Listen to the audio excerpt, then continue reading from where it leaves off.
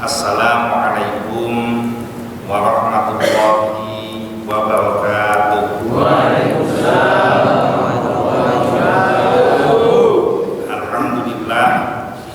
Alhamdulillahilladzi anzala sakinata fi qulubil mu'minin liyazdadu imanan ma'a imanihim.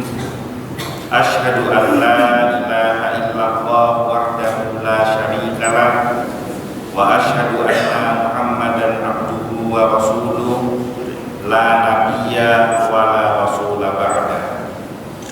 Allahumma shalli wa sallim ala sayyidina Muhammad al-fatih lima ughliqa wal khatimi lima sabaqa nasiril haqqi bil haqqi wal hadi ila siratikal mustaqim wa ala alihi haqqa qadrihi wa miqdaril azim. Amma ba'd.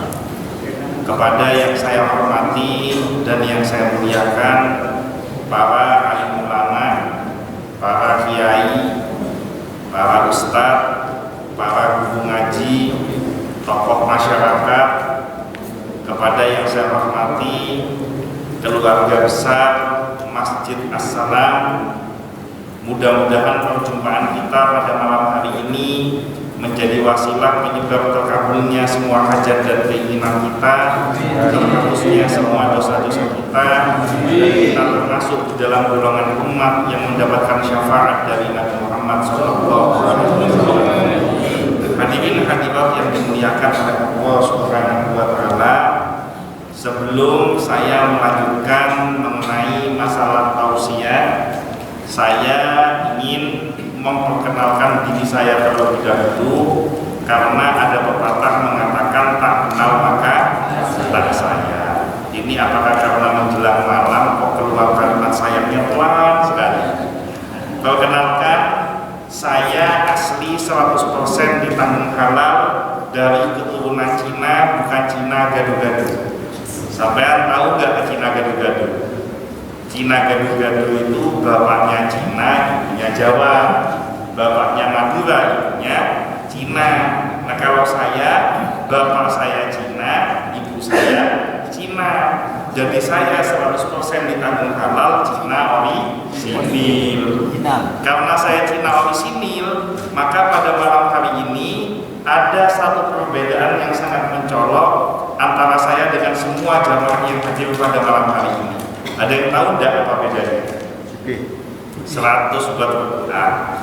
Mata saya sipit, kecil. Mata hadirin hadirat yang hadir malam hari ini, masya Allah, bulat-bulat, lebar-lebar, ganteng-ganteng, cantik-cantik. Tetapi di dalam Islam, Islam itu tidak memandang yang namanya perbedaan. Tidak ada Islam Jawa, tidak ada Islam Madura, tidak ada Islam Melayu, tidak ada Islam Batak, tidak ada Islam Bugis, tidak ada Islam Arab, tidak ada Islam Cina. Yang namanya Islam adalah al-muslim akhul muslim. Sesama orang Islam adalah bersaudara. Maka saya titip, apapun perbedaan faham dan golongan kita, apapun perbedaan pandangan politik kita, jangan sampai menyebabkan perpecah belahan antar sesama umat Islam. Karena ketika kita antar sesama umat Islam saling bertengkar antara yang satu dengan yang lainnya, saling menghujat, saling mencaci maki, saling menyalahkan, maka ada satu sosok yang mulia yang bersedih melihat kita saling bertengkar antara yang satu dengan yang lainnya. Dia adalah Nabi Muhammad SAW. Ketika beliau akan wafat, nyawanya sudah sampai di tenggorokan, beliau tidak menyebutkan nama keluarganya, tidak menyebutkan nama istri dan anaknya, tidak menyebutkan nama sahabat dan kerabatnya, tapi yang disebutkan adalah ummati, ummati, ummati, umatku, umatku, umatku. Maka kalau kita mengaku cinta kepada Nabi Muhammad SAW, kita mengaku iman kepada Allah, maka wajib hukumnya kita menjaga persatuan dan kesatuan antar sesama umat Islam. Apa yang sama di antara kita, ayo kita perjuangkan dan kita jalani bersama-sama. dan apa yang beda di antara kita. Ayo kita saling berlapang dada menerima perbedaan pandangan dan golongan di antara kita. Saya oleh almarhum papa saya dikasih nama Wi Chin Hai. Bagus atau jelek? Bagus, diselamatin nama ini. Tapi lebih bagus lagi setelah almarhum papa saya masuk Islam. Papa saya itu asalnya agamanya Katolik, mama saya asalnya agamanya Katolik. Masuk Islam pada tanggal 3 Maret tahun 1984. Yang mengislamkan adalah almarhum Kiai Haji Raden As'ad Syamsul Arifin, pengasuh Pondok Pesantren Salafiyah Syafi'iyah Sukoharjo Asem Bagus Situbondo, yang pada tahun 2017 kemarin mendapatkan gelar pahlawan nasional dari pemerintah Republik Indonesia.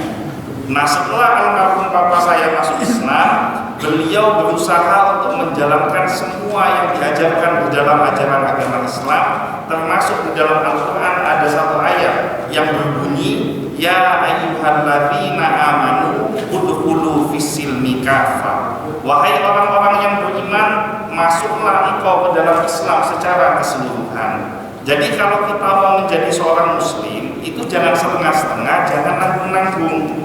Karena zaman sekarang banyak orang Islam, Islamnya Islam KTP. Bagaimana Islam KTP itu? Semua umat Islam tahu yang namanya sholat wajibnya 1 hari 5 kali. Tapi berapa banyak umat Islam zaman sekarang 5 hari belum tentu 1 kali sholat. Makanya koko COVID ini tidak cepat pergi karena umat Islamnya nakal, tidak mau mengerjakan sholat. Padahal Allah sudah menjamin, semuanya sudah hafal dengan ayatnya, falyabudu rabb hadzal bait alladzi at'amahum min ju'in wa amanahum min khauf. Siapa yang sungguh-sungguh istiqomah ibadah kepada Allah, istiqomah taat kepada Allah, istiqomah menjaga sholatnya, istiqomah memakmurkan rumahnya Allah, maka Allah akan jamin ada 2 hal. Yang pertama yaitu alladzi at'amahum min ju'. Kalau saat ini kita sedang diuji dengan kesulitan ekonomi, mau makan susah, hutangnya banyak, tidak ada jalan keluar yang bisa dikerjakan, maka solusi yang paling baik adalah perbaiki sholatnya, perbaiki ibadahnya, sering-seringlah pergi ke rumah Allah, istiqomahlah untuk memakmurkan masjid, maka Allah akan memberikan jalan keluar dari arah yang tidak diduga, wa yarzuqhu min haitsu la yahtasib. Begitu juga kalau kita saat ini sedang dalam keadaan dizalimi orang, kita dalam keadaan direncanakan kejahatan untuk kejatuhan kita, muncul rasa khawatir, muncul ketakutan, muncul kekhawatiran, maka janji Allah, wa amanahum min khauf. Kalau kita istiqomah menjaga sholat kita istiqomah taat kepada Allah, istiqomah memakmurkan rumahnya Allah, maka Allah akan cabut ketakutan di dalam hati kita, dimasukkan perasaan tenang, dimasukkan perasaan damai, sehingga dengan barokah ketenangan dan kedamaian hati kita, semua kesulitan yang kita hadapi akan bisa kita selesaikan dengan pertolongan Allah. Saya setelah masuk Islam, maka saya, kalau saya lahirnya sudah muslim, beliau berusaha menjalankan semua yang diajarkan di dalam ajaran agama Islam, termasuk urusan memberikan nama kepada anak. Saya oleh orang tua saya diberi nama Muhammad Nasrullah. Bagus atau jelek?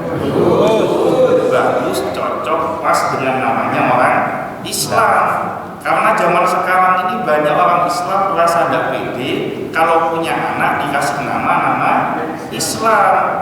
Lahir bulan Januari dikasih nama Januarto, lahir bulan Februari dikasih nama Febrianto. Begitu lahir bulan Maret bingung mau dikasih nama siapa, akhirnya dikasih nama Marto.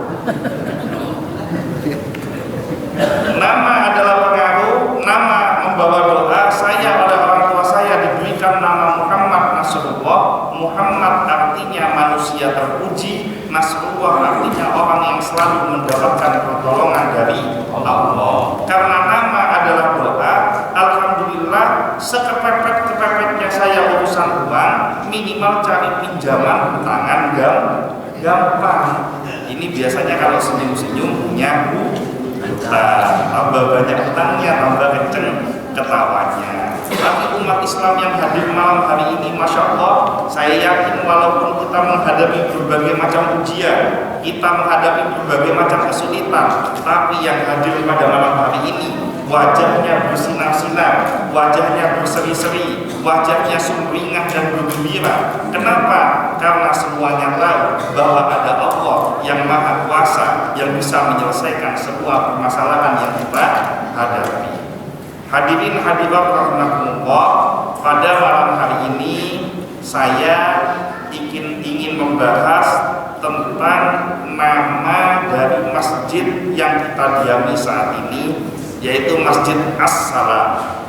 As-Salam itu bisa bermakna keselamatan, bisa bermakna kedamaian, bisa bermakna kesejahteraan. Dan itulah inti dari agama Islam. Karena As-Salam dan Islam berasal dari satu akar kata. Maka siapapun yang terlibat di dalam masjid ini, mulai dari pendiri masjid ini, yang ikut menyumbangkan harta, tenaga, dan waktunya untuk kemakmuran masjid ini, harus punya visi dan misi yang kuat, yaitu untuk menciptakan keselamatan, kedamaian, dan kesejahteraan untuk orang-orang yang ada di sekelilingnya. Karena Islam itu hadir, tujuan yang paling utama adalah memberikan kebaikan dan keselamatan untuk alam semesta. Sebagaimana yang disampaikan oleh Allah Subhanahu wa Ta'ala di dalam Al-Quran, "Wa ma arsalnaka illa rahmatan lil alamin."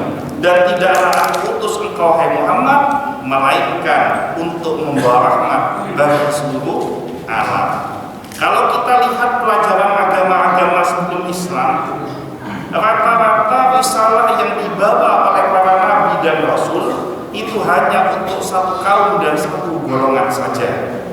Bahkan peninggalan Alkitab yang saat ini menurut keyakinan kita sudah tidak orisinil lagi, karena ada campur tangan manusia yang berubah mengotak-ngatik isi yang ada di dalam Alkitab tersebut. Masih ada sisa-sisa kalimat yang benar, di mana di dalam Injil Matius diterangkan bahwa Yesus diutus untuk domba-domba sesat Bani Israel. Tapi kalau di dalam Islam tegas bahwa Nabi Muhammad SAW tidak hanya untuk bangsa Arab saja, tidak hanya untuk umat manusia saja, tapi wa ma arsalnaka illa rahmatan lil alamin.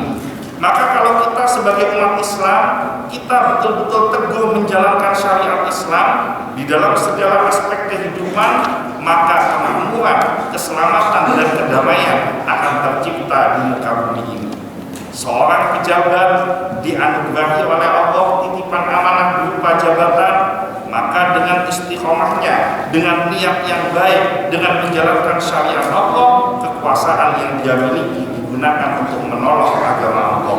Kekuasaan yang dimiliki digunakan untuk membantu pembangunan masjid, untuk membantu keberlangsungan madrasah, untuk membantu keberlangsungan taman pendidikan Al-Quran, dibantu orang-orang yang susah, orang fakir miskin, orang-orang yang terlantar, semuanya akan dibantu dengan amanah yang diberikan berupa jabatan kepada dirinya. Orang yang kaya, kalau dia taat kepada Allah, dia menjalankan syariat, maka dengan kekayaan yang dimiliki, dia bisa berbuat baik. Pembangunan masjid sampai bisa semegah ini tentunya dibutuhkan perjuangan, keikhlasan dari hartanya orang-orang yang ditakdirkan kekayaan oleh Allah kepada dirinya. Begitu juga dengan orang-orang yang alim, dengan kepandaiannya, dengan kepintarannya. Kalau dia teguh memegang syariat, maka kepintarannya akan digunakan untuk menolong agama Allah. Maka kalau Islam hidup di dalam segala aspek, di dalam ekonomi kita menjalankan syariat Islam, di dalam pendidikan kita bersumber dari Al-Quran dan As-Sunnah, di dalam kehidupan bermasyarakat kita bersumber dari Al-Quran dan As-Sunnah, maka kehidupan kita pasti akan baik, kehidupan kita akan tercipta sebagaimana nama masjid ini, kehidupan yang as-salam, hidup yang selamat, hidup yang damai, hidup yang sejahtera. Ini inti utama dari adanya agama Islam yang dibawa oleh Nabi Muhammad SAW. Maka pertanyaannya saat ini, bagaimana caranya supaya assalam itu bisa tercipta di dalam kehidupan kita, terbentuk di dalam masyarakat kita, supaya assalam Islam yang rahmatan lil alamin benar-benar kita bisa rasakan dampaknya. Yang pertama, kita sebagai umat Islam wajib memperbaiki niat kita terlebih dahulu. Ketika kita melangkahkan kaki ke masjid ini, niat ibadah kepada Allah, niat memakmurkan masjid, maka apapun posisi kita, apapun porsi kita, apapun bagian kita di dalam masjid ini, niatkan semuanya karena Allah Subhanahu wa ta'ala. Yakinlah bahwa in tansurullah yansurkum wa yusabbit aqdamakum. Kalau kamu mau menolong agama Allah, maka Allah yang balik menolong dirimu, bahkan Allah akan kokohkan kedudukanmu. Karena zaman sekarang di Jawa itu banyak kejadian. Kalau di Kalimantan insya Allah tidak ada. Di Jawa itu sekarang ini yang jadi imam, yang jadi khotib, yang jadi ustadz, niatnya sudah mulai bergeser. Jadi dia jadi imam untuk aktualisasi diri, mau menunjukkan, nih saya yang bacaan Qurannya paling bagus, nih saya yang hafalan Qurannya paling banyak. Para khotib juga bersaing, nih saya yang paling hebat retorikanya, ini saya yang paling hebat dalam menyampaikan kajian. Akhirnya yang terjadi, pembangunan masjid mulai mandek, kaderisasi mulai mandek, karena yang tua-tua tidak mau dipensiunkan, tidak mau memberikan kesempatan kepada generasi muda untuk dididik, dilatih, kaderisasi menjadi imam, kaderisasi menjadi khotib. Saya bersyukur di dalam masjid ini saya lihat ada beberapa anak-anak kecil. Jangan dimarahin kalau ada anak kecil lari-lari di masjid. Jangan dimarahin kalau ada anak-anak kecil main di masjid. Kenapa? Karena 30 tahun yang akan datang, dia akan menjadi penerus perjuangan di dalam memakmurkan masjid ini. Kalau dia dari kecil dibiasakan pergi ke masjid, maka di dalam benak ingatannya ketika dia dewasa akan teringat, dulu waktu saya masih kecil, orang tua saya senang mengajak saya pergi ke masjid. Jadi niat ini harus betul-betul diluruskan. Kalau kita mau sedekah untuk pembangunan masjid ini, sedekah itu ada yang sifatnya terang-terangan, ada yang sifatnya sembunyi-sembunyi. Dua-duanya sama-sama baik, yang penting niatnya benar. Sedekah terang-terangan, kalau tujuan utamanya memotivasi orang-orang yang ada di sekelilingnya supaya ikutan sedekah, itu bagus. Tapi kalau sedekah untuk nunjukin, nih saya yang paling kaya, kalau nggak ada saya, itu keramik masjid nggak mungkin kepasang. Kalau nggak ada saya, itu lampu-lampu masjid yang bagus-bagus itu nggak mungkin kepasang. Kalau nggak ada saya, nih sajadah karpet yang bagus tidak mungkin ada. Nah, orang kalau sudah ngomong kalau bukan saya, kalau nggak ada saya, itu bahaya. Karena di dalam Al-Quran yang suka ngomong kalau bukan saya itu ada dua. Yang pertama Namrud, yang kedua Fir'aun. Nah, khawatirnya dia jadi spesies yang ketiga sejenis dengan Namrud dan Fir'aun. Jangan suka ngomong kalau bukan saya. Orang yang mensedekahkan hartanya ke masjid ini orang yang cerdas. Kenapa kok dikatakan orang yang cerdas? Dia punya uang, uangnya dibelikan mobil, mobilnya tambah lama harganya tambah turun, mobilnya semakin lama kualitasnya semakin menurun. Dibelikan pakaian yang mahal, pakaiannya lama-lama akan laku.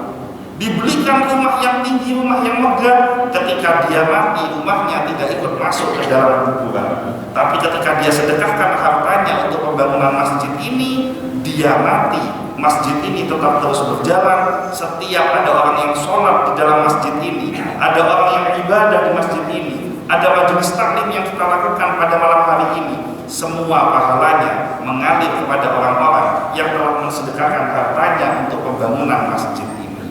Maka luruskan niat, jangan sedekah hanya untuk mengejar sesuatu yang sifatnya pendek, tapi niatkan bahwa sedekahnya kita untuk masa depan kita, supaya amal kita tidak terputus ila yaumil qiyamah nanti, barokah menyisihkan sebagian harta yang kita miliki untuk kemakmuran masjid. Jadi yang pertama, shahihul niat, perbaiki niatnya terlebih dahulu. Niat pergi ke masjid ini, niat mau jadi ustaz, niat mau jadi imam, niat mau jadi khatib, niat mau sedekah, niat mau jadi jamaah, apapun porsi kita, niatkan semuanya karena Allah, maka nanti akan datang keajaiban-keajaiban di dalam kehidupan kita, barokah pertolongan Allah akibat dari keistiqomahan kita menjaga dan menata niat hati kita. Ini yang pertama. Yang kedua, masih kuat apa enggak? Saya khawatir takutnya tertidur semua ini karena waktu sudah mulai menjelang malam. Yang kedua, diterangkan bahwa ada sebuah hadis Nabi Shallallahu Alaihi Wasallam di mana Rasulullah Shallallahu Alaihi Wasallam bersabda kepada banyak sahabat, yusiku an tatada'a alaikumul ummah kama tatada'a an akaltu ala qasatiha. Akan datang suatu zaman, akan datang suatu masa di mana umatku itu bagaikan makanan yang rasanya sangat enak, jumlahnya sangat sedikit, dikelilingi oleh orang-orang yang jumlahnya sangat banyak dalam keadaan perutnya sangat lapar. Maka para sahabat ketika mendengarkan sabda Nabi ini muncul rasa kengerian yang luar biasa, muncul rasa ketakutan yang luar biasa. Kemudian para sahabat bertanya kepada Rasulullah, wa min qillati nahnu yauma idzin ya Rasulullah, apakah pada hari itu jumlah kami sangat sedikit ya Rasulullah? Dijawab oleh Nabi sallallahu alaihi wasallam, la bal antum yauma idzin katsir. Tidak, akan tetapi jumlahmu sangat-sangat banyak sekali. Walakinnakum husa'un kahusa'i syai'. Akan tetapi walaupun jumlahmu sangat banyak, bagaikan buih di lautan, banyak tetapi tidak ada artinya. Kenapa kok bisa seperti itu? Karena umat Islam pada akhir zaman akan ada satu penyakit yang lebih mengerikan daripada virus COVID, yaitu penyakit al-wahm. Apa itu al-wahm? Al-wahm itu adalah hubbud dunya wa karahiyatul maut. Cinta kepada dunia menyebabkan ketakutan kepada kematian. Maka zaman sekarang ini kita mendapatkan ujian sebagai umat Islam sangat luar biasa. Diterangkan umat Islam di akhir zaman itu bagaikan orang yang memegang bara api. Kalau kita kokoh teguh memegang syariat, maka kita akan terbakar dengan bara api tersebut. Tapi kalau kita lepaskan bara api tersebut, maka bara tersebut akan menjadi padam. Maka tidak ada pilihan lain selain kita bersabar menghadapi berbagai ujian tantangan akhir zaman. Dan yang paling menakutkan ujian akhir zaman saat ini adalah berpecah belahnya antar sesama umat Islam, diadu domba hanya karena masalah-masalah yang bersifat khilafiyah, diadu domba hanya karena masalah-masalah yang bersifat ikhtilaf, perbedaan dan sunnah. Sekarang berapa banyak kejadian setiap sholat ada yang ribut, yang satu sholatnya pakai usolli, yang satu nggak pakai usolli, ribut. Doa iftitahnya tidak sama, yang satu kabiro walhamdulillah kathiro, yang satu Allahumma barik baini, ribut. Al-Fatihahnya yang satu bismillahnya jahar, yang satu bismillahnya sir, ribut juga.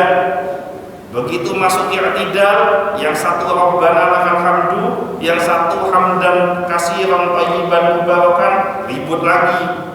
Begitu masuk subuh, yang satu baca kunut, yang satu enggak baca kunut, ribut. Giliran zikir, yang satu zikirnya kenceng, yang satu zikirnya pelan, ribut juga. Masuk waktunya sholat Jumat, yang satu pakai adzan 2 kali, yang satu adzannya sekali, ribut. Yang satu ada bilalnya ma'asyiral muslimin wa zubratal mu'minin rahimahumullah. Yang satunya enggak pakai bilal, habis adzan khatib langsung naik, ribut lagi. Yang satunya khatib pegang tongkat, yang satu enggak pakai tongkat, ribut. Begitu ada yang meninggal, yang satu tahlilan, yang satu enggak pakai tahlilan, ribut. Dimakamkan, yang satu baca talqin, yang satu nggak baca talqin, ribut. Kalau kita terus-terusan ribut-ribut seperti ini, maka ada kelompok-kelompok yang gembira melihat perpecahan antar sesama umat Islam. Siapa itu? Yaitu Yahudi dan Nasrani. Al-Quran jelas menerangkan walan tardha ankal yahuda walan nasara hatta tattabi'a millatahum. Yahudi dan Nasrani tidak akan ridho melihat kita umat Islam sampai kita mengikuti milah, mengikuti ajaran agama mereka. Maka ayo kita rawat persatuan dan kesatuan ini, dan cara untuk menjaga persatuan dan kesatuan ini adalah wajib hukumnya bagi kita untuk tidak bosan-bosannya menuntut ilmu. Ngaji itu harus tahqiq, ngaji itu harus detail, supaya dengan ngaji yang detail tersebut maka kita akan mendapatkan pemahaman yang benar tentang ajaran agama Islam, sehingga tidak mudah kita menyalahkan antara yang satu dengan yang lainnya. Seperti satu contoh, saya ambil fenomena yang paling sering terjadi di lingkungan masyarakat kita pada zaman ini. Kalau di Jawa itu mayoritas kan penduduk Islamnya NU, mayoritas. Kalau ada yang meninggal biasanya tahlilan. Ini ribut ini. Ada yang mengatakan tahlilan itu bid'ah. Kenapa kok bid'ah? Karena zaman Rasulullah tidak ada. Nah ini hati-hati, jangan gampang-gampang menggunakan kalimat bid'ah kepada sesama saudara muslim kita. Kenapa?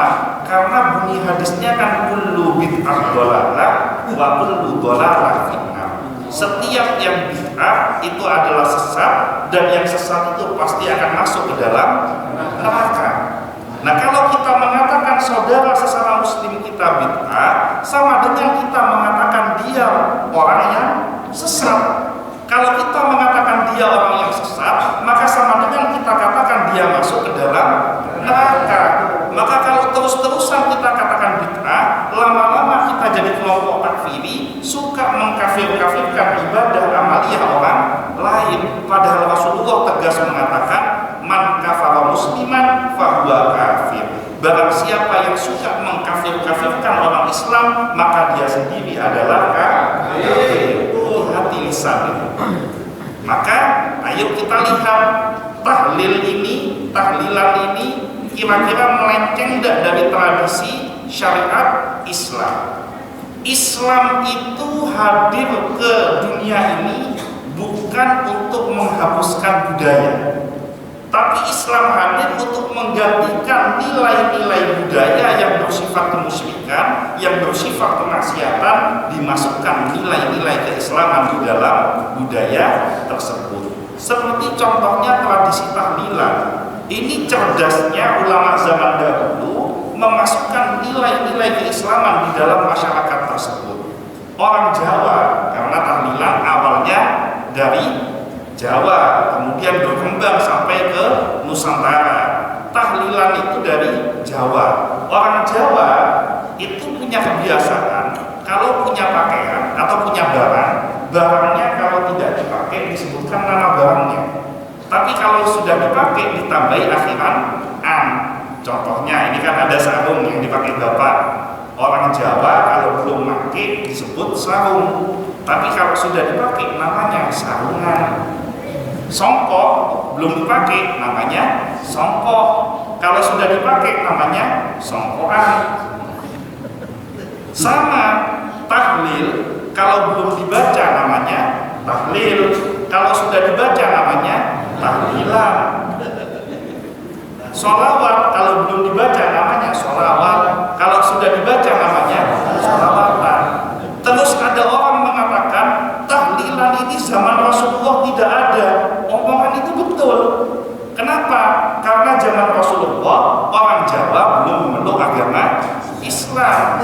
Tapi kalau kalimat tahlilnya, jangankan sejak zaman Rasulullah, bahkan sejak zaman Nabi Adam alaihissalam, semua risalah yang dibawakan oleh para nabi dan rasul diteruskan oleh para ulama, diteruskan oleh guru-guru kita, dan saat ini sampai kepada kita, risalah utama yang dibawa adalah la ilaha illallah, tidak ada Tuhan selain Allah. Nah lantas yang menjadi pertanyaan, Ini saya menjelaskan bukan maksudnya yang nggak mau tahlilan harus tahlilan, yang nggak mau tahlilan nggak apa-apa, tapi jangan jelek-jelekin yang tahlilan. Juga sebaliknya, yang mau tahlilan silahkan, tapi jangan nyalah-nyalahin orang yang nggak mau tahlilan. Kok ngeributin masalah tahlilan? Orang itu yang mabuk di luar masih banyak. Itu saya tadi lewat dari hotel ke sini, banyak itu perempuan-perempuan mangkal di pinggir jalan. Itu yang mestinya kita dakwai. Kok malah ribut urusan tahlilan?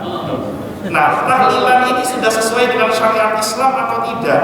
Kita lihat. Pertama, kebudayaan orang-orang Jawa yang saya yakin insya Allah akan diteruskan sampai di sini. Setiap ada orang yang meninggal, biasanya tetangga-tetangga ini akan datang untuk nyumbang. Nah, nyumbang itu ngasih makanan, ada yang ngasih beras, ada yang ngasih minyak, ada yang ngasih gula, ada yang ngasih mie, atau mungkin yang lebih modern lagi langsung ngasih uangnya. Nah, pertanyaannya, ini ada atau tidak tuntunannya?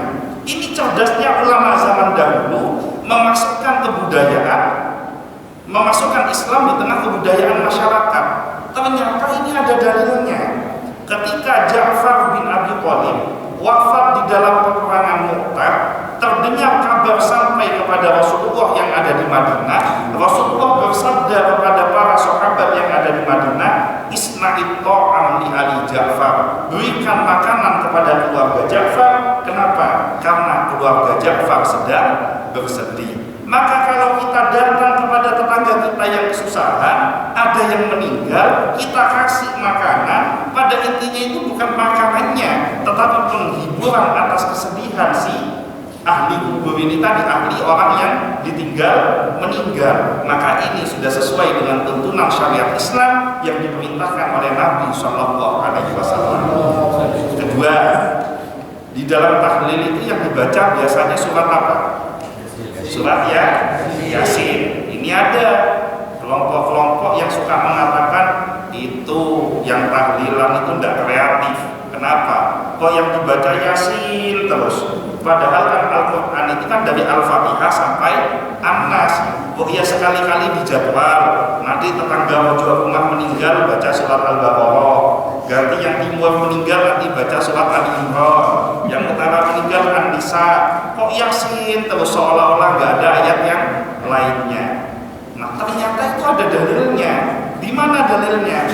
Di dalam kitab tafsir Ibnu Katsir bab fadilah surat Yasin, ada hadis yang diriwayatkan oleh Imam Ahmad bin Hanbal di mana Nabi SAW bersabda, "Faqra'uha Yasin ala mautakum." Bacalah surat Yasin untuk orang yang sudah meninggal dari keluarga kalian.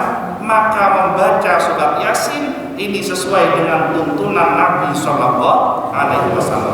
Diterangkan, "Man qara'a Yasin fi lailatin." Siapa yang membaca surat Yasin pada malam hari, ghaffarallahu dzunubahu fi asbaha. Maka Allah akan mengampuni semua dosa-dosanya pada pagi hari. Barokah pembacaan Yasin yang dibaca secara berjamaah itu akan membuat terampunkan dosanya si ahli kubur ini akibat pembacaan surat Yasin. Hanya masalahnya kan tinggal mau pilih gaya yang mana, tinggal style yang mana. Kalau suka kumpul-kumpul rame-rame ya tahlilan, bacanya bersama-sama, modal pakai speaker dibaca berjamaah. Tapi kalau nggak suka kumpul-kumpul, nggak apa-apa. Ahli kuburnya, turunannya, keluarganya habis sholat baca surat Yasin atau bacakan ayat-ayat Quran yang lainnya yang tujuan dari pembacaan ayat Al-Quran ini pahalanya sampai kepada si ahli kubur. Nah, kembali lagi jangan saling menyalahkan. Contoh ketiga di dalam tahlilan lagi nih. Saya nggak mau contoh semuanya, kalau ini dibahas semuanya sampai besok subuh nggak selesai nanti ya. Yang ketiga, biasanya orang kalau tahlilan, tuan rumah itu ngasih makan apa enggak? Ngasih. Ini ada lagi yang ngomong, itu orang sudah kesulitan, masih dipaksa suruh ngasih makan kepada orang-orang yang datang. Ini tradisi model apa ini? Ini bid'ah ini. Ini enggak bid'ah, ini ada tuntunannya. Apa tuntunannya? Salah seorang sahabat Nabi datang kepada Rasulullah, "Ya Rasulullah, wahai Rasulullah, ibuku telah wafat. Afa atasaddaqu anha, bolehkah aku bersedekah untuk ibuku? Apa jawaban Rasulullah? Tasaddaq, bersedekahlah. Maka bersedekah untuk ahli kubur yang sudah meninggal dengan tujuan pahala sedekahnya untuk diberikan kepada si ahli kubur yang sudah meninggal, pahala sedekah ini pasti akan sampai kepada ahli kubur, karena Rasulullah sendiri yang memerintahkan tasaddaq, bersedekahlah. Kemudian sahabat ini tanya lagi, ayu afdhali shadaqatin, sedekah apa yang paling afdhal ya Rasulullah, yang paling utama? Dijawab oleh Rasulullah, saqiyul ma, memberikan minum kepada orang lain. Kenapa kok saqiyul ma? Karena di dataran Arab, di Jazirah Arab, tanahnya gersang, airnya tidak sebagus yang ada di Indonesia ini. Kalau kita di Indonesia, mayoritas 80% penduduk Indonesia tidak kesulitan dengan air bersih. Nah, maka memberikan sedekah saqiyul ma ini afdhalus sedekah. Nah, tapi kalau di Pontianak airnya gampangnya kayak gini, maka saqiyul ma ini bukan afdhalus sedekah lagi. Afdhalus sedekah itu adalah memberikan makanan kepada orang-orang yang sedang kelaparan. Maka barokahnya mungkin dia pada hari itu makanannya susah, kebetulan rezekinya seret, dia mau beli makanan gak ada uang, maka barokah ada tahlilan, akhirnya dia datang ikut ngaji, ikut baca Al-Quran, dan kemudian dia akhirnya bisa makan barokah dari tahlilan yang sedekahnya akan diberikan kepada ahli kubur. Maka kembali lagi, yang tahlilan mau tahlilan monggo silakan, yang tidak mau tahlilan juga tidak apa-apa. Jangan sedikit-sedikit ngomong bid'ah. Orang kalau ditanya balik, emang bid'ah itu apa? Belum tentu dia bisa jawab. Bid'ah itu apa? Dia jawab, bid'ah itu sesuatu yang tidak pernah dikerjakan oleh Nabi, yang tidak ada pada zaman Nabi, maka itu bid'ah. Nah, harus diketahui bahwa sunnah itu ada 3. Ada yang namanya sunnah qauliyah, ada yang namanya sunnah fi'liyah, ada yang namanya sunnah takririyah. Apa bedanya? Sunnah qauliyah adalah setiap yang diucapkan keluar dari lisan yang mulia, dari mulut Nabi SAW, maka setiap ucapannya disebut sebagai sunnah qauliyah, yang itu akan dijadikan dasar rujukan hukum. Setiap tindak tanduk yang dikerjakan oleh Rasulullah, maka itu disebut yang namanya sunnah fi'liyah, yang itu juga dijadikan penentuan oleh para ulama untuk menentukan ilmu-ilmu yang berkaitan dengan hukum dan syariat, khususnya dalam bidang fikih. Kemudian ada satu lagi, Rasulullah nggak pernah ngomong, Rasulullah nggak pernah melakukan, tapi beliau melihat ada sahabat yang mengerjakan, beliau tahu dan beliau tidak melarang, maka itu disebut sunnah takririyah. Contoh paling gampang sunnah takririyah yang bertahan sampai saat ini, kalimat adzan. Adzan itu ilhamnya pertama kali turun melalui mimpi yang datang kepada Umar bin Khattab. Jadi pada waktu itu setelah Masjid Nabawi dibangun, umat Islam ini kumpul bagaimana memberikan simbol supaya seluruh umat Islam tahu kalau sudah masuk waktunya sholat. Ada yang bilang udah pakai lonceng aja, ditolak. Kenapa? Karena kalau lonceng menyerupai orang Nasrani. Ada yang dibilang pakai kentongan dan lain sebagainya. Ini terus-terusan ditolak. Nah, terakhir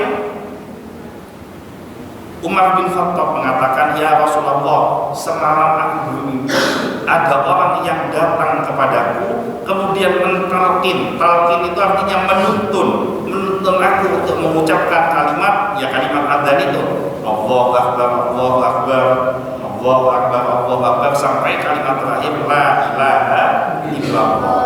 Setelah diucapkan kalimat adzan ini, maka Rasulullah bersabda, jadikan kalimat adzan ini sebagai penanda simbol masuknya waktu sholat. Ini ada di dalam kitab Bulughul Maram, bab yang kedua babul adzan dalam kitab sholat. Kitab yang pertama kitab Thaharah, kitab yang kedua kitab sholat. Di dalam kitab sholat, bab yang pertama babul mawaqit, bab tentang waktu-waktu sholat, bab yang kedua babul adzan. Yang saya sampaikan ini ada di dalam Bulughul Maram, kitab sholat babul adzan. karya dari Al-Hafidz Ibnu Hajar Al-Asqalani.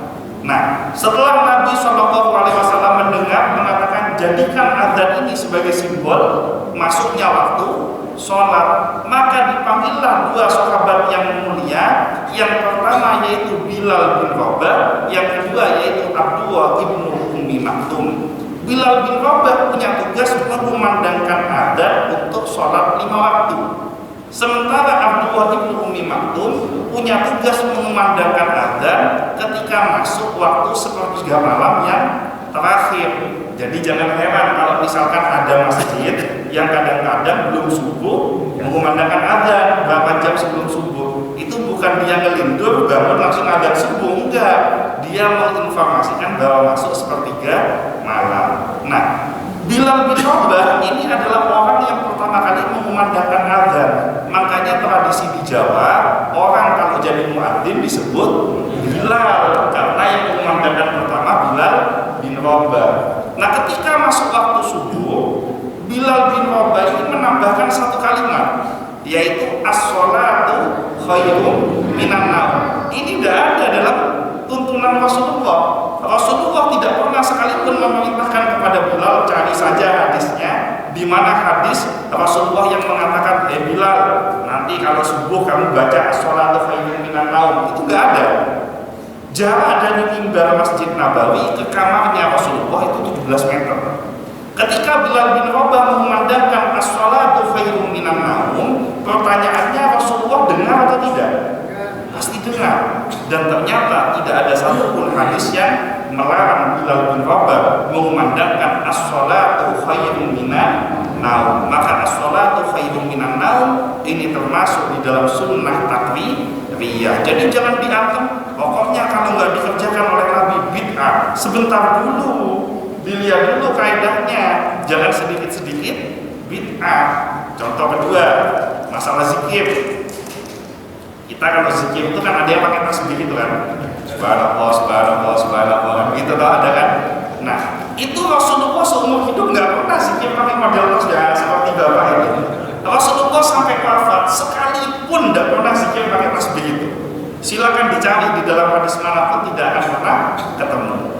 Nah, siapa yang pertama kali menggunakan tasbih seperti yang model seperti itu? Seorang sahabat Nabi, ulama hadis yang paling hebat, yaitu Abu Hurairah. Abu Hurairah ini kan tunawisma, tidak punya rumah, sehingga tidurnya tinggalnya di Masjid Nabawi. Nah, beliau itu punya kebiasaan zikir dengan kalimat tertentu dan jumlah tertentu. Nah, supaya tidak lupa dengan bilangannya, beliau itu ambil benang atau tali, dipintal. Tali itu dibentuk buletan. Nah, setelah terjadi buletan sesuai bilangan yang diinginkan, baru beliau berzikir subhanallah, subhanallah, subhanallah. Sementara Rasulullah pakai ruas-ruas jari, subhanallah, subhanallah, subhanallah, subhanallah. Ini Rasulullah pakai ruas jari. Abu Hurairah pakai benang yang dipintal. Pertanyaannya, mungkin nggak karena ini keseharian dari Abu Hurairah? Abu Hurairah tinggalnya di masjid jaraknya 17 meter dari rumah Rasulullah, maka sangat besar, bahkan pasti Rasulullah pernah melihat Abu Hurairah berzikir menggunakan tasbih yang beliau ciptakan, yang dipintal. Nah, kalau seandainya ini bid'ah, maka Rasulullah pasti akan melarang Abu Hurairah. Yang terjadi, Rasulullah melihat dan Rasulullah mendiamkan. Maka zikir menggunakan tasbih yang bulat-bulat itu tadi, itu disebut sunnah takribiyah, karena Rasulullah tidak pernah mengerjakan, Rasulullah tidak pernah memerintahkan, tapi pernah melihat dan mendiamkan. Apalagi sekarang sudah muncul tasbih digital, itu tambah bid'ah lagi itu. Ketiga, ini contoh bid'ah, masih kuat enggak ini? Contoh bid'ah lagi, sesuatu yang tidak pernah dikerjakan oleh Nabi, bid'ah. Yang namanya bid'ah sesat, yang namanya sesat akan masuk neraka. Maka semua yang baca Al-Quran hari ini, kalau cara mikirnya pakai hadis tadi itu, cara mikir bid'ahnya harus sesuai dengan yang dikerjakan oleh Rasulullah. Semua yang baca Quran hari ini akan masuk ke dalam neraka. Lo kok bisa? Pada zaman Rasulullah SAW, jangan HP Pak, udah kecanggihan kata HP. Pada zaman Rasulullah SAW,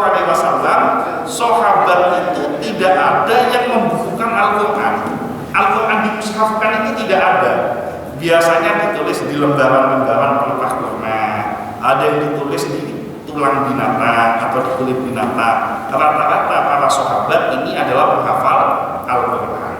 Ketika Rasulullah wafat tahun 11 Hijriah, digantikan kepemimpinan oleh Abu Bakar As-Siddiq, terjadi dua peperangan, di mana salah satu peperangan yang melawan nabi palsu, salah satunya yaitu Musailamah Al-Kadzdzab, wafat 70 orang sahabat penghafal Al-Quran.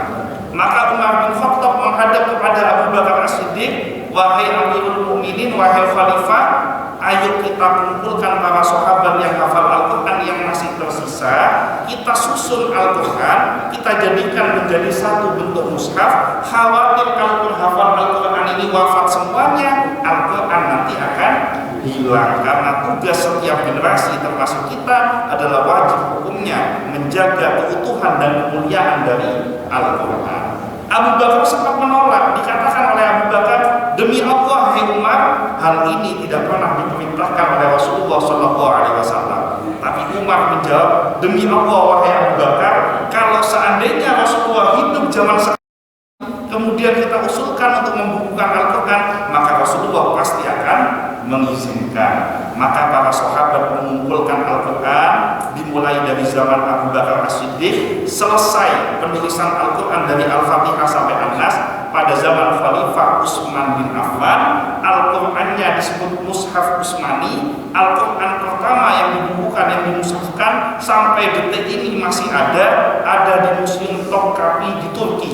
Jadi ada bukti otentiknya. Nah, Qurannya itu silakan cari di Google. Makanya kalau punya Google itu cari yang benar-benar, jangan cari yang nggak benar.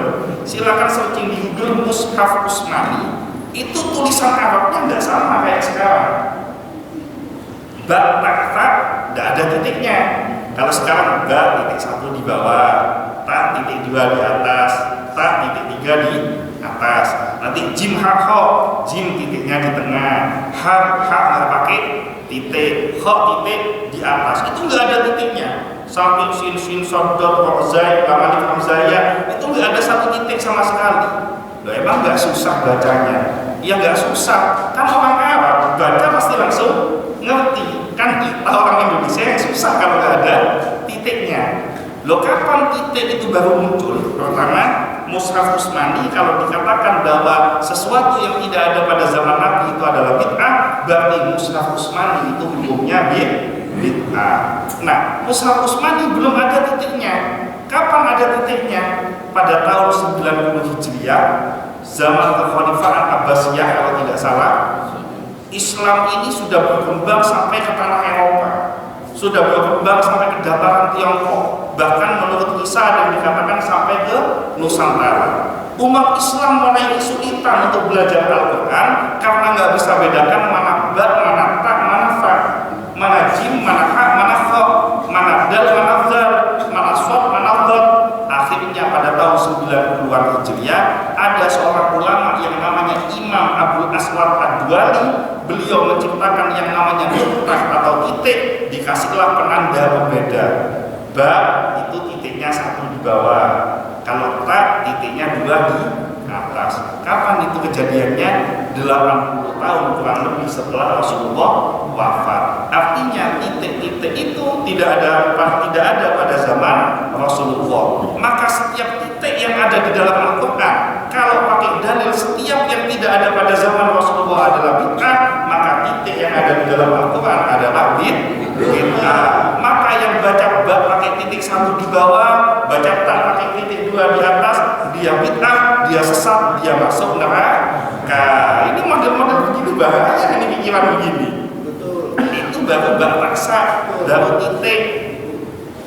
Tapi masih gundulan itu nggak ada harokatnya. Jadi nggak ada itu garis di atas 1 fathah, garis di atas 2 fathatain, nanti di bawah kasroten dan seterusnya. Itu nggak ada. Kapan adanya? Tahun 180 Hijriah, Islam semakin berkembang, orang-orang bangsa Ajam dan luar bangsa Arab kesulitan untuk menentukan ini a, i atau u, ini sukun atau tasdid, ini tanwin atau ghairu tanwin. Maka datanglah seorang ulama namanya Imam Abdul Ahmad Al-Farahidi tahun 180-an Hijriah, 170 tahun setelah Rasulullah wafat, menciptakan yang namanya syakal atau harokat di dalam bacaan Al-Quran. Maka kalau dikatakan sesuatu yang tidak ada pada zaman Nabi adalah bid'ah, maka setiap harokat yang kita baca di dalam Al-Quran itu semuanya bid'ah dan pelakunya sesat dan pelakunya akan dimasukkan ke dalam neraka. Berarti yang ngomong juga termasuk, karena dia pakai titik, pakai harokat. Apalagi kalau diteruskan zaman sekarang pakai handphone, pakai murotal, makin bid'ah lagi itu. Jadi hati-hati, yang dimaksud bid'ah itu adalah mengada-ngada di dalam urusan ibadah, sesuatu yang tidak pernah disyariatkan oleh Nabi SAW, kemudian dikatakan ini sebagai syariat. Contoh, siapa orang yang meninggal, kalau ada orang yang mengatakan begini ya, siapa orang yang meninggal kemudian dia tidak mau tahlilan, maka dia akan masuk neraka. Nah, ini yang namanya bid'ah. Jadi tahlilannya itu dianggap wajib, itu bid'ah. Tahlilan bukan wajib, tahlilan tradisi, tapi di dalam tradisi tersebut masuk nilai-nilai keislaman. Kayak bab jenggot. Jenggot ini sunnah yang di tradisi yang disunnahkan.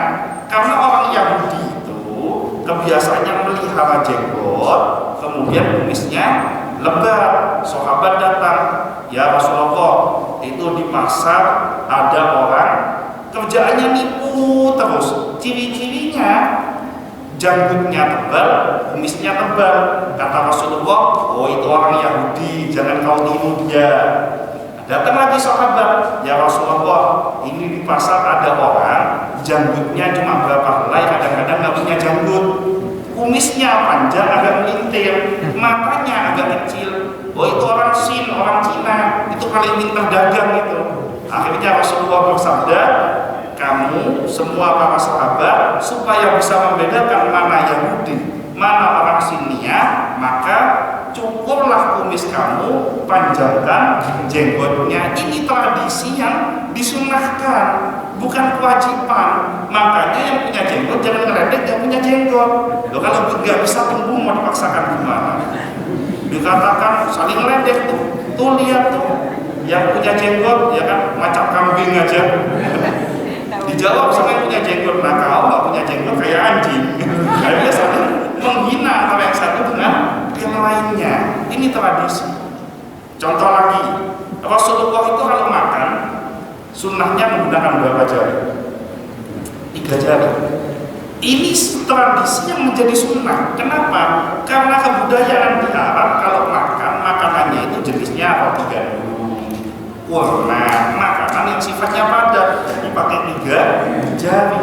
Lo bayangkan kalau misalkan kita datang ke Pontianak, ada ketiau, ada mie goreng, ada soto, ada bubur. Tadi pagi saya kajian subuh dikasih bubur tuh, bayangkan gimana caranya makan pakai 3 jari bubur. Saya yakin kalau Rasulullah umpama orang Cina pasti pakai sumpit, itu jadi sunnah. Yang nggak pakai sumpit jadi bid'ah. Ini budaya. Jangan memaksakan antara sunnah dan budaya itu menjadi sesuatu yang seolah-olah wajib. Nah, kita sebagai umat Islam wajib hukumnya menjaga persatuan dan kesatuan antar sesama umat Islam. Jangan sampai kita saling mencaci dan memaki antara yang satu dengan yang lainnya. Ini hal kedua. Jadi yang pertama shahihul niat, perbaiki niatnya. Yang kedua, jaga persatuan dan kesatuan antar sesama umat Islam. Jangan saling mencaci, jangan saling memaki, selama masih dalam koridor Ahlus Sunnah wal Jamaah, selama masih di dalam koridor ilmu yang bersumber sanadnya langsung kepada Rasulullah, baik itu NU, baik itu Muhammadiyah, baik itu aliran-aliran yang lainnya, selama dia ada dasar hukumnya, ada sanad keilmuannya, jangan saling mencaci antara yang satu dengan yang lainnya. Yang ketiga, yang terakhir, supaya kita menjadi masyarakat yang as-salam, yang bisa menciptakan kedamaian dan kesejahteraan, supaya kita bisa menciptakan hidup yang selamat baik di dunia maupun di akhirat, maka tumbuhkan rasa cinta yang ada di dalam hati kita, karena Islam adalah agama cinta. Berdakwahlah dengan dakwah yang baik, karena konsep dalam dakwah ud'u ila sabili rabbika bil hikmah wal mau'izatil hasanah wajadilhum billati hiya ahsan. Ajaklah orang-orang untuk ud'u ila sabili rabbika, ajaklah orang-orang untuk menuju jalannya Tuhanmu yaitu Allah bil hikmah dengan kebijaksanaan, wal mau'izatil hasanah dengan kata-kata yang indah dan lemah lembut, wajadilhum billati hiya ahsan. Umpama ketemu orang yang ngeyel, apa bahasa Pontianaknya orang ngeyel? Gulu-gulu. Apa? Gulu-gulu. Umpama ketemu orang yang ngolok-ngolok, kalau bisa dijawab dengan yang baik, maka wajadilhum billati hiya ahsan. Tapi kalau nggak bisa, nggak usah ditanggapi, tinggalkan, hindari pertengkaran yang tidak perlu. Nah, ini dicontohkan oleh ulama-ulama zaman dulu ketika berdakwah. Bahkan Rasulullah pun mencontohkan ketika berdakwah, beliau selalu ada tahapan-tahapan dakwah sesuai dengan orang yang dihadapi. Datang seseorang, Muhammad, aku ini mau memeluk agama Islam, tapi aku punya 2 permintaan. Apa itu? Yang pertama, aku itu mulai dari dulu hobiku itu berzina. Kalau aku nggak main perempuan, kepalaku pusing. Aku mau masuk Islam, asal syaratnya aku dibolehkan untuk berzina. Ini kalau ketemu orang-orang radikal langsung dipenggal kepalanya. Mau berzina asal masuk Islam. Yang kedua, aku ini punya satu penyakit. Penyakitnya itu suka mencuri. Asal kelihatan barang sedikit, aku selalu ingin mencuri. Susah aku menyembuhkan penyakitku ini. Jadi aku mau masuk Islam, asal aku tetap dibolehkan mencuri. Jangan kau potong tangan, karena syariat di dalam Islam kalau mencuri dipotong tangan. Apakah Rasulullah menjawab sama seperti kelompok-kelompok takfiri zaman sekarang? Kau ini dasar kafir, udah minta hal-hal yang gak benar, gak usah masuk Islam kau. Ternyata Rasulullah tidak mengucapkan kalimat seperti itu, tapi beliau berhikmah dengan kebijaksanaan wal mau'izatil hasanah. Apa kata Rasulullah? Kamu kan mengajukan 2 syarat kepadaku, maka aku kasih 1 syarat kepadamu. Kalau 1 syarat ini kamu jalankan, kamu terima, maka kamu masuk Islam. Kamu berzina nggak apa-apa, kamu mencuri nggak apa-apa, tapi 1 ini harus kamu jalankan. Apa itu? Jangan bohong. Pokoknya syaratnya 1, jangan bohong. Wah, kalau cuma jangan bohong gampang, orang tinggal jangan bohong. Akhirnya dia memeluk Islam. Nah, setelah dia ikrar syahadat, besoknya dia mau zina. Begitu berangkat mau zina, dia mulai mikir, kan aku sudah janji sama Muhammad, nggak boleh bohong. Entar kalau istriku nanya, kamu mau pergi kemana? Masa iya aku mau jawab mau pergi zina? Kan nggak mungkin. Entar kalau suami wanita yang aku zina itu nanya, kau ngapain dengan istriku? Aku zina dengan istrimu. Kan nggak mungkin. Batal jadi zina. Kemudian muncul penyakit yang kedua.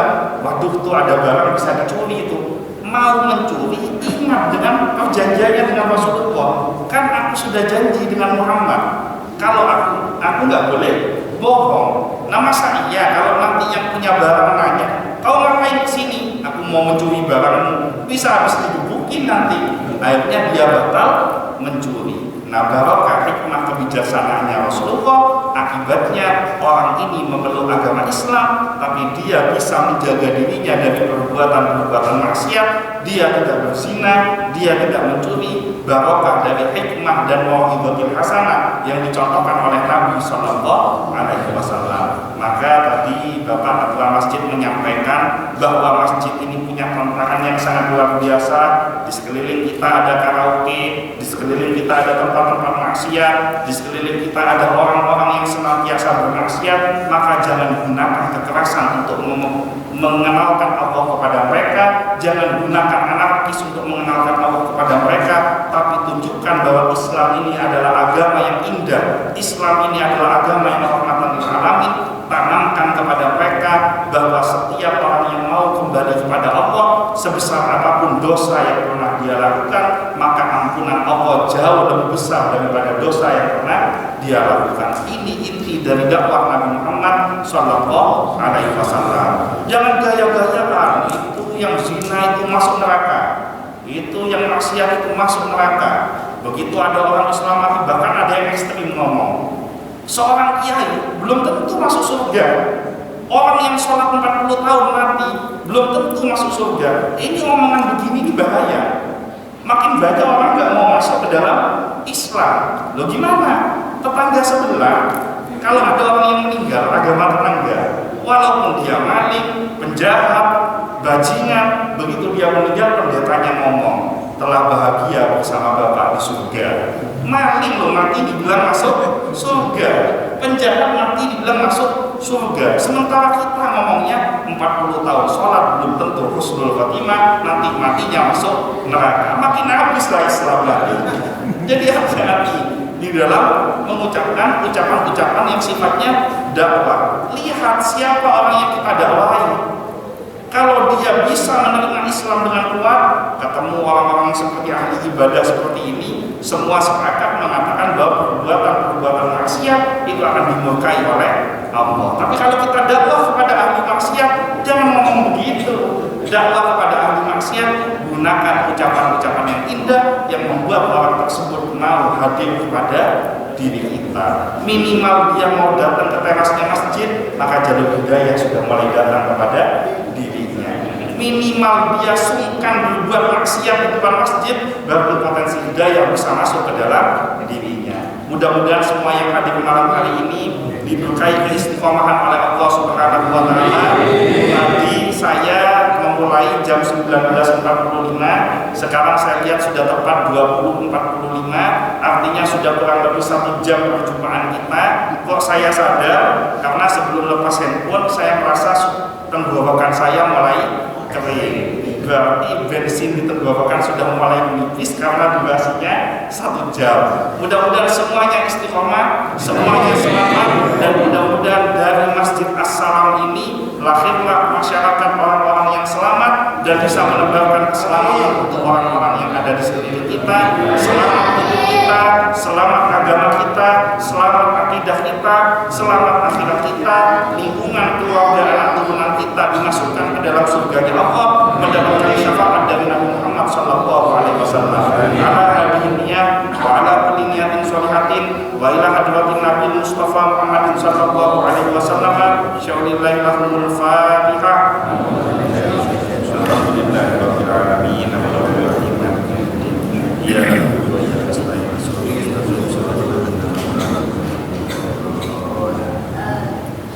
Al-Fatihah yang kedua, saya mohon keikhlasan dari seluruh jamaah. Saat ini saya sedang dalam perjuangan membangun pondok pesantren. Nama pondok pesantrennya Insan Kamil di daerah Bondowoso, Jawa Timur. Saya minta keikhlasan pembacaan surat Al-Fatihah untuk pembangunan pondok pesantren saya. Mudah-mudahan barokah semua bacaan Al-Fatihah yang hadir pada malam hari ini. Pembangunan pondok pesantren dimudahkan oleh Allah, bangunannya segera berdiri dan bisa mencetak generasi yang mensiarkan agama Islam, mensiarkan kalimat tauhid, mensiarkan tentang Islam rahmatan lil alamin. Al-Fatihah. Alhamdulillah. Iya.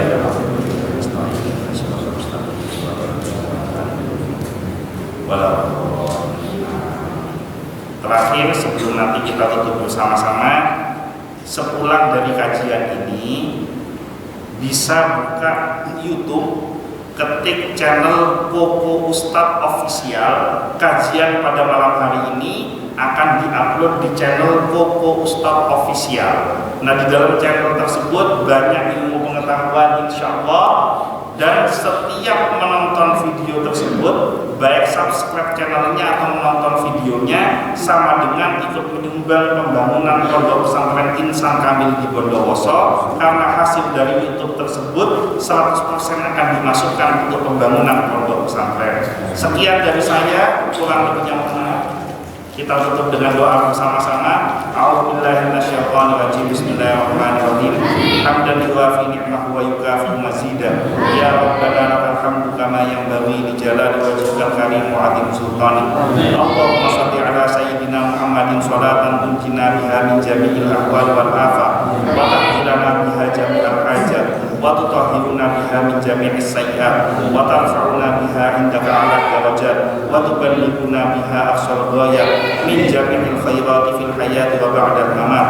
Rabbi ighfirli wa liwalidayya warhamhuma kama rabbayani صغيرا ربنا هب لنا من أزواجنا وذرياتنا قرة أعين واجعلنا للمتقين إماما رب اجعلني مقيم الصلاة ومن ذريتي ربنا وتقبل دعاء اللهم جملنا بالعافية والسلامة وحفظنا بالتقوى والاستقامة وأعذنا من موجبات الندامة إنك سميع الدعاء رب فانفعنا ببركتهم واهدنا حسنا برحمتهم وأعدنا في طريقتهم ومعافاة من الفتن ربنا آتنا في الدنيا حسنة وفي الآخرة حسنة وقنا عذاب النار سبحان ربك رب العزة عما يصفون وسلام على المرسلين والحمد لله رب العالمين. الفاتحة.